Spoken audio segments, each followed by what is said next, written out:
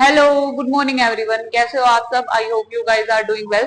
मैं सोनू, आपकी fundamental of nursing faculty from Balaji nursing institute Dwarka Mor. जैसे कि आप सबको पता है, हम इन्फेक्शन कंट्रोल जो यूनिट है वो पढ़ रहे हैं। उसमें हमने ऑलमोस्ट कंप्लीट कर लिया है। आज हम देखेंगे कुछ टर्मिनोलॉजी, ठीक है, या फिर कुछ टेक्निक्स जिसको यूज करके आप क्या कर सकते हो, इन्फेक्शन को प्रिवेंट कर सकते हो। ठीक है, आप लोगों ने बहुत सारे वर्ड्स इसमें सुने होंगे, कुछ नहीं भी सुने तो अभी आप पढ़ लेना। ओके, देखो शुरू करते हैं। हम शुरू करते हैं डिसइंफेक्शन से कि डिसइंफेक्शन का मीनिंग क्या होता है। ठीक है, आप घर पे भी बहुत सारी चीजों में यूज करते होगे कि इसको डिसइंफेक्ट करो, इसको माइक्रो ऑर्गेनिज्म से फ्री करो। ठीक है, तो डिसइंफेक्शन का मीनिंग क्या होता है? डिस्ट्रक्शन और removal of all pathogenic micro organism, कि जितने माइक्रो ऑर्गेनिज्म हमारे होते हैं जो डिजीज कोज करने वाले होते हैं, ठीक है, जो डिजीज कोजिंग माइक्रो ऑर्गेनिजम्स हैं, उनको किल करना, उनको रिमूव करना हमारा क्या होता है? डिसइंफेक्शन। ठीक है, तो समझ में आया? या तो डिस्ट्रक्शन या फिर रिमूवल किनका? पैथोजेनिक जो माइक्रो ऑर्गेनिजम्स है उनका डिस्ट्रक्शन और रिमूवल हमारा क्या होता है? डिसइंफेक्शन। ठीक है, लेकिन आपको इसमें एक चीज ध्यान रखनी है, कोई भी माइक्रो ऑर्गेनिज्म हमारा किन फॉर्म में होता है?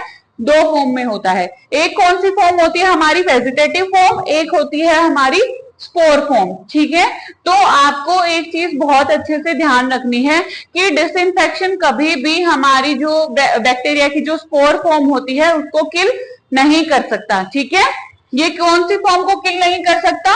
स्पोर फॉर्म को। जो भी हमारे माइक्रो ऑर्गेनिज्म की स्पोर फॉर्म होती है उसको डिसइंफेक्शन या डिसइंफेक्टेंट क्या नहीं कर सकता? किल नहीं कर सकता। ठीक है, आपकी एडवर्टाइजमेंट्स भी आती है डिसइंफेक्टेंट्स की, जैसे लाइजोल हो गया। ठीक है, आप घर पे लाइजोल यूज करते हो और इन सब में क्या होता है, वो लोग बोलते हैं 99.9% फ्री कर देगा माइक्रो ऑर्गेनिज्म से। वो 100 क्यों नहीं बोलते? क्योंकि कभी भी आपका जो डिसइंफेक्टेंट जो आप यूज कर रहे हो वो 100% माइक्रो ऑर्गेनिज्म से कभी भी फ्री नहीं कर सकता। ओके, स्पोर फॉर्म हमेशा बच जाती है डिसइंफेक्शन में। ओके, अब डिसइंफेक्शन कितने टाइप का होता है? डिसइंफेक्शन हमारा दो टाइप का होता है। एक है आपका कॉन्करेंट डिसइंफेक्शन, दूसरा है आपका टर्मिनल डिसइंफेक्शन। ओके, कितना? दो। कॉन्करेंट का क्या मतलब है? टर्मिनल का क्या मतलब है? देखो, जब भी पेशेंट हमारे हॉस्पिटल में, हमारी वार्ड में, यूनिट में प्रेजेंट होता है, उस टाइम हम जो डिसइंफेक्शन करते हैं उसकी चीजों का, ठीक है, तो उस डिसइंफेक्शन को क्या बोलते हैं? Concurrent infection, concurrent disinfection. इसका मतलब जब हॉस्पिटल में पेशेंट का ऑनगोइंग ट्रीटमेंट है उसी टाइम पे जो हम डिसइंफेक्शन करते हैं उसको क्या बोलते हैं? Concurrent disinfection. ओके, इसमें क्या क्या होता है? मतलब इमीडिएटली डिसइंफेक्ट, जब भी पेशेंट का कुछ भी स्पिल हो गया, ठीक है, तो उसी टाइम उसको क्या करना? डिसइंफेक्ट करना। इसमें क्या क्या आता है? क्लीनिंग यूनिट, डेली डेली जो पेशेंट की यूनिट होती है वो क्लीन होती है, वो कॉन्करेंट डिसइंफेक्शन में आएगा। डिसइंफेक्ट ओल्ड आर्टिकल्स, जो भी आर्टिकल्स हम यूज करें उनको डिसइंफेक्ट करेंगे, ये हमारा कौन से डिसइंफेक्शन में आएगा? कॉन्करेंट डिसइंफेक्शन में। उसके बाद है डिस्पोजल ऑफ ऑल वेस्ट, जितना भी मतलब वेस्ट प्रोड्यूस होता है पेशेंट का उसको इमीडिएटली क्या करना? डिस्पोज करना। ये भी कौन से डिसइंफेक्शन में आएगा? कॉन्करेंट डिसइंफेक्शन में। ओके, अब डिस्कस करते हैं टर्मिनल डिसइंफेक्शन। इसका मतलब क्या है? जब पेशेंट का ट्रीटमेंट या तो कंप्लीट हो गया, या पर्सन की डेथ हो गई, या पेशेंट को रेफर कर दिया आपने दूसरी जगह, दूसरी हेल्थ केयर फैसिलिटी में, उस पेशेंट के यूनिट छोड़ने के बाद जो आप डिसइंफेक्शन करते हो उसको कौन सा डिसइंफेक्शन बोलते हैं? Terminal disinfection. ओके, इसमें आएगा डिसइंफेक्ट ड्यूरिंग डिस्चार्ज, ट्रांसफर और डेथ। या तो पर्सन का डिस्चार्ज हो गया, डेथ हो गई है, ठीक है, उस केस में अगर आप जो डिसइंफेक्शन मतलब करते हो परफॉर्म, उसको क्या बोलते हैं? Terminal disinfection. ओके, जैसे जो फ्यूमिगेशन करना वार्ड का, ठीक है, पेशेंट चला गया, उसको कोई इंफेक्शियस डिजीज थी, अब हमें पूरी यूनिट को क्या करना पड़ा? फ्यूमिगेशन करना पड़ा, ताकि जो इंफेक्शियस माइक्रो ऑर्गेनिज्म है उनको हम क्या कर पाए? किल कर पाए। ठीक है, आई होप कि आपको डिसइंफेक्शन समझ आया होगा। उसके बाद हम डिस्कस करते हैं दो टर्म, बैक्टीरियोसाइडल और बैक्टीरियोस्टैटिक। दोनों का क्या मीनिंग होता है? देखो, कुछ हमारे बैक्टीरियोसाइडल एजेंट होते हैं, इसका मतलब जो भी एजेंट हमारे बैक्टीरिया को कंप्लीटली किल कर देते हैं। ओके, कुछ ऐसे एजेंट होते हैं जो बैक्टीरिया को किल कर देते हैं, कुछ ऐसे एजेंट होते हैं जो बैक्टीरिया की ग्रोथ को रोक देते हैं या बैक्टीरिया का मल्टीप्लीकेशन को रोक देते हैं। ओके, तो इसमें जो बैक्टीरिया की मल्टीप्लीकेशन को स्टॉप करेंगे वो कौन से एजेंट होते हैं हमारे पास? बैक्टीरियोस्टैटिक। समझ में आया? बैक्टीरियोस्टैटिक का मतलब है बैक्टीरियोस्टैटिक जो एजेंट होते हैं वो एजेंट हमारे बैक्टीरिया की क्या कर देते हैं? किल कर देते हैं। ओके, और बैक्टीरियोसाइडल क्या कर देते हैं? किल कर देते हैं। और बैक्टीरियोस्टैटिक क्या कर देते हैं? बैक्टीरिया की ग्रोथ को स्टॉप कर देते हैं या मल्टीप्लीकेशन को रोक देते हैं। दोनों मीनिंग समझ में आए? फिर से एक बार देख लो। बैक्टीरियोसाइडल, साइडल का मतलब बैक्टीरिया को क्या कर देना? किल कर देना। और बैक्टीरियोस्टैटिक का मतलब उसकी ग्रोथ को क्या कर देना? स्टॉप। ठीक है, उसकी ग्रोथ को क्या करना? स्टॉप करना, या जो उसका मल्टीप्लीकेशन है उसको क्या करना? प्रिवेंट करना।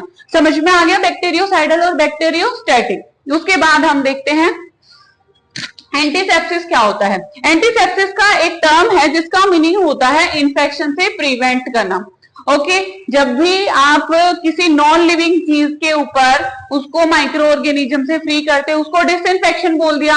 अब लिविंग टिश्यूज पे भी तो इन्फेक्शन हो सकता है। अगर किसी लिविंग बॉडी पे या लिविंग टिश्यूज पे हम इन्फेक्शन को प्रिवेंट करने के लिए जो भी यूज करते हैं उसको बोलते हैं एंटीसेप्टिक।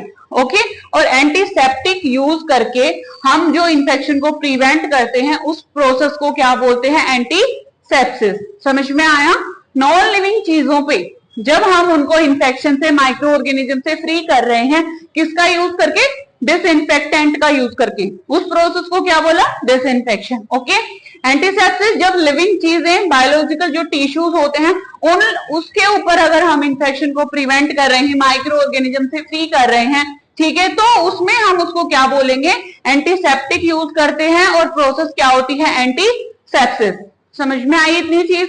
अब डिसइंफेक्टेंट का एग्जांपल मैंने आपको क्या बताया? लाइजोल हो गया। ठीक है, अब इसमें एंटीसेप्सिस में हमारा एग्जांपल क्या होता है? पोविडोन आयोडीन, जो बीटाडीन के अंदर होती है। ठीक है, पोविडोन आयोडीन जो एक एंटीसेप्टिक होती है और ये क्या करती है? जो लिविंग बींग्स होते हैं उनकी स्किन के जैसे सरफेस पे कोई भी कट लग गया, वहां हमें इन्फेक्शन को प्रिवेंट करना है, माइक्रो ऑर्गेनिज्म से फ्री करना है, उसको हम क्या बोलते हैं? एंटीसेप्सिस। इतना समझ आया? ओके, अब है हमारे दो और टर्म, एक है क्लीनिंग, एक है डिकंटामिनेशन। क्लीनिंग क्या होता है? देखो, आप जब डिसइंफेक्शन करते हो या स्टरलाइजेशन करते हो उससे पहले चीजों के ऊपर कोई मिट्टी, डर्ट, ये सब प्रेजेंट होता है। पहले हम क्या कर देंगे? क्लीनिंग की हेल्प से जो भी सोइल या डर्ट प्रेजेंट है उसको हटा देंगे। उसके बाद ही हम चीजों को कहां भेजेंगे? स्टरलाइजेशन और डिसइंफेक्शन के लिए। ठीक है, क्लीनिंग का मतलब समझ में आया? स्टरलाइजेशन से और डिसइंफेक्शन से पहले जो डर्ट वगैरह को रिमूव करने के लिए जो प्रोसेस होती है उसको क्या बोलते हैं? क्लीनिंग। ओके, उसके बाद हम डिस्कस करते हैं डिकंटामिनेशन क्या होता है। ठीक है, डिकंटामिनेशन एक प्रोसेस होती है जिसके अंदर हम किसी भी एरिया को फ्री करते हैं कंटामिनेंट्स से। ठीक है, जो कंटामिनेंट्स होते हैं उनसे हम किसी भी एरिया को अगर फ्री कर रहे हैं उस टर्म को क्या बोलते हैं? डिकंटामिनेशन। ओके, अब देखो कंटामिनेंट्स हमारे पास क्या क्या हो सकते हैं? जैसे कोई भी माइक्रोबियल कंटामिनेंट, कोई भी केमिकल, या कोई भी रेडियो एक्टिव सब्सटेंस। ठीक है, तो इन कंटामिनेंट से किसी भी चीज को फ्री करना, किसी भी एरिया को फ्री करना हमारा क्या होता है? डिकंटामिनेशन। इतनी बात समझ में आई? अब हम एक और टर्म देखते हैं जो हमारी बहुत इंपॉर्टेंट है, स्टरलाइजेशन। ठीक है, स्टरलाइजेशन क्या होता है? स्टरलाइजेशन एक प्रोसेस होती है जिसके अंदर हम किसी भी सब्सटेंस को फ्री करते हैं फ्रॉम ऑल माइक्रो ऑर्गेनिज्म। ठीक है, माइक्रो ऑर्गेनिज्म से फ्री करते हैं ताकि वो आगे इंफेक्शन कोज ना कर सके। ठीक है, अब मैंने इसमें दो चीजें लिखी हैं, एक वेजिटेटिव फॉर्म, एक स्पोर फॉर्म। जैसे मैंने आपको डिसइंफेक्शन में बताया था, डिसइंफेक्शन कभी भी किसी भी ऑब्जेक्ट का कंप्लीटली क्या नहीं कर सकता? डिसइंफेक्ट नहीं कर सकता, क्योंकि उसमें स्पोर फॉर्म क्या है? हमारी जो रेजिस्ट फॉर्म होती है बैक्टीरिया या माइक्रो ऑर्गेनिज्म की, उसको किल नहीं कर पाता। इन अपोजिट में अगर हम स्टरलाइजेशन की बात करें, वो क्या करता है? उस स्पोर फॉर्म को भी किल कर देता है। ओके, तो इसमें अगर आपसे पूछा जाए बेस्ट मेथड कौन सा है आपका, तो बेस्ट मेथड है आपका स्टरलाइजेशन। क्यों बेस्ट मेथड है? क्योंकि इसमें हमारे पास वेजिटेटिव और स्पोर फॉर्म दोनों ही क्या हो जाती है? खत्म हो जाती है और इन्फेक्शन का चांस बिल्कुल जीरो हो जाता है। ओके, डिसइंफेक्शन में हमारी कौन सी फॉर्म बच जाती है? स्पोर फॉर्म बच जाती है। डिसइंफेक्शन सिर्फ वेजिटेटिव फॉर्म को ही किल कर पाता है।